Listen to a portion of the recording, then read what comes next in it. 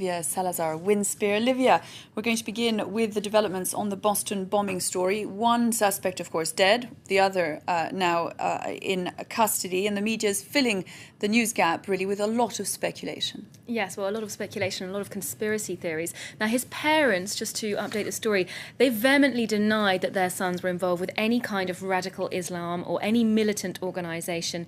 His mother, the two men's mother, went as far as to say that her elder son's death was actually part of an American conspiracy, which leads us to this issue of conspiracy theories, which came up on the internet pretty much instantaneously after this attack. And there have been all sorts of far-flung ideas as to what's behind it. The Guardian's rounded up some of the major ones. There's the idea of a false flag attack. That's the first major idea. That's been put forward by people on the far right in the US, including broadcasters like Alex Jones, Glenn Beck. These are people who are suggesting that it was a staged attack by the government that creates a climate of fear and then allows them to take away civil liberties and extend homeland security.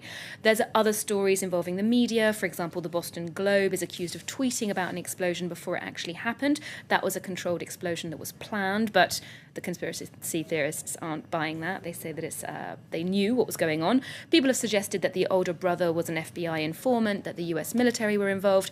But when you hear all this kind of speculation, you can really see that people are looking for a reason. They're looking for some kind of motive in a case that so far is very ambiguous.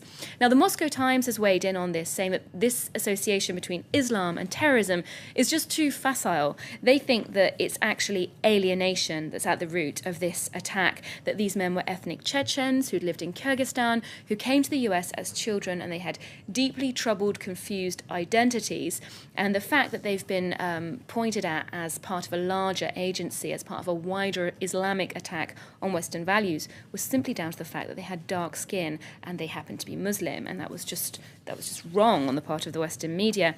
Actually, the journalist who writes this op-ed piece says that the elder brother has much more in common with the kind of lone wolf profile of attacks that you see in somewhere like Newtown or Oklahoma, which were white American men, individuals who were living on the margins of society, really.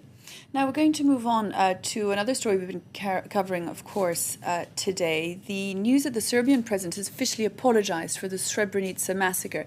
He refers to it, of course, as a crime for which he asks for forgiveness on his knee, but a crime nonetheless, avoiding the term genocide. Yes, so this is a move towards reconciliation in the region. Like you say, it's not a full move, but it is a move towards it. And in Kosovo too, we've heard that last week the Serbian and Kosovar leaders met to discuss a normalization, or kind of a beginning of relations between the two camps. Now, the woman who brokered this meeting was Catherine Ashton of the EU Foreign Affairs Commissioner. She's written an opinion piece for the New York Times explaining how they got to this historic meeting, the months of negotiations that had built up to it, how they were talking about the conditions of Kosovar Serbs in northern Kosovo.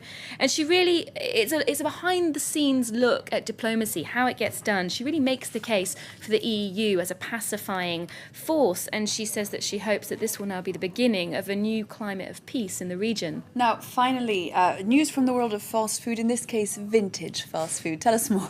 Yes, a man from Utah in the USA has produced a burger that he bought 14 years ago. He'd left it in a jacket pocket. And what's extraordinary is that if you take a look at the photograph of it, it looks exactly the same as the day he bought it. No strange smell. It hasn't decomposed. There's no mold growing on it. So it's a warning about the perils of fast food and all the preservatives that go into it. 14 years old, that burger is. That is extraordinary and absolutely disgusting. Olivia Salazar-Winspear, thank you very much indeed.